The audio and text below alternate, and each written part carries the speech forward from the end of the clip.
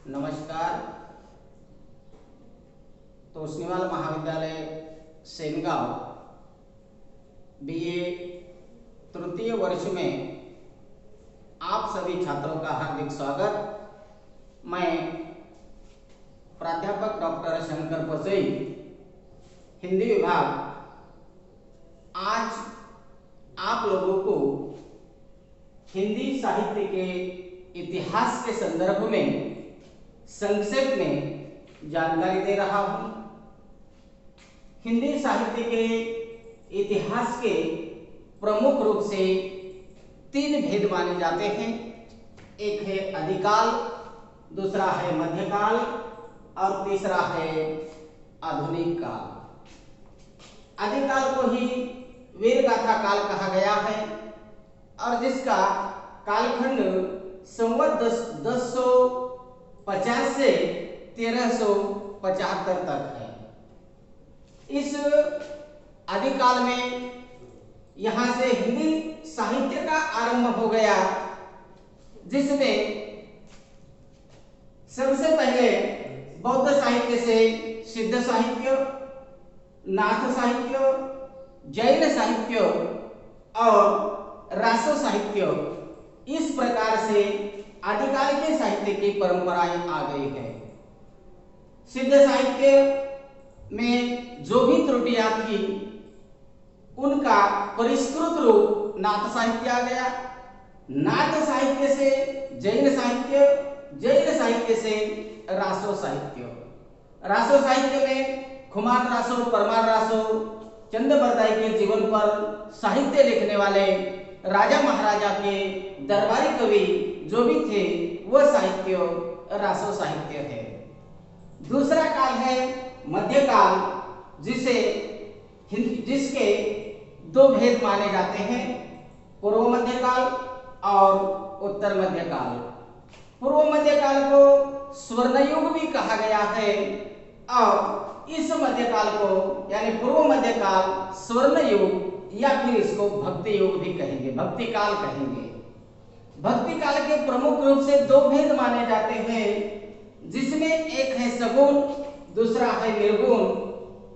सगुण के दो भेद किए जाते हैं, पहला है राम भक्ति और दूसरा है कृष्ण भक्ति।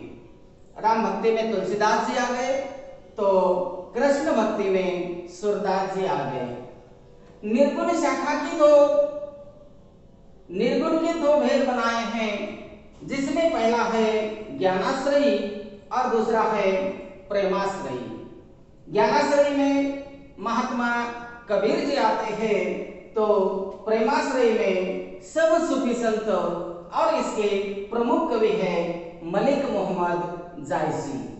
ठीक मध्यकाल के समान आधुनिक काल यानी कि हिंदी साहित्य का जो तीसरा भेद है वह है आधुनिक काल, जिसे हम गद्य काल भी कहते हैं।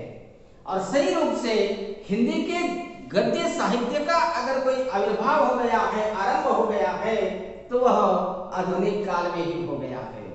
यहाँ तक आते आते आदिकाल का सब साहित्य हमारा काव्यात्मक था, मध्यकाल का संपूर्ण साहित्य काव्यात्मक था और अब आधुनिक काल में कविताओं के साथ साथ हम गद्य में भी लिखने लगे हैं, इसलिए आधुनिक काल को गद्य काल भी कहा जाता है और इसका कालखंड है संवत 1900 से आज तक।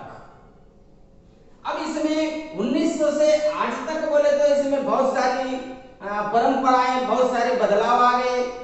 अब काव्य दृष्टि से अगर देखा जाए तो पहले आ जाता है भारतेंदु युग, दूसरा आ जाता है द्विवेदी युग, तीसरा आ जाता है छायावाद, उसके बाद आ जाता है प्रगतिवाद, उसके पश्चात प्रयोगवाद और अंतिम आ जाता है नई कविता।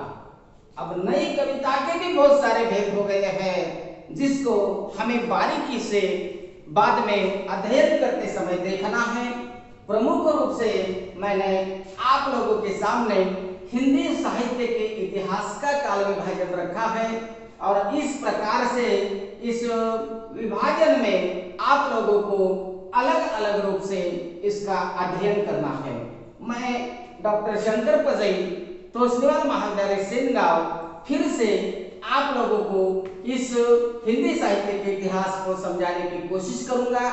जैसे जैसे अपना सिलेबस आगे जाएगा वैसे विस्तृत रूप से हमें एक एक कालखंड की रचनाएं देखनी है। इस काल में सिद्ध साहित्य में कौन कौन से कवि हो गए, क्या क्या विशेषताएं थी, क्या प्रवृत्तियां थी, क्या परिस्थितियां थी, और इनके साथ साथ हमें इन सब कालखंडों का अध्ययन करना है। मित्रों, साहित्य यानी जिसमें सहित भाव होता है उसे साहित्य कहते हैं। और ऐसे साहित्य में हर साहित्य लिखने के पीछे कोई न कोई कार्य कारण भाव होता है, परिस्थिति कौन सी है, और हर विषय, हर बात, हर चीज परिस्थिति के अनुरूप निर्माण हो जाती है। इसलिए अधिकारी की कौन सी परिस्थितियां थी और परिस्थितियों के साथ साथ प्रवृत्तियां क्या थी, वह सब हमें विस्तृत रूप में देखना है। आज के इस सत्र में आप लोगों को इतना समझाया है। जो भी समस्या है बिना दिक्कत आप लोग मुझे पूछ सकते हैं। धन्यवाद।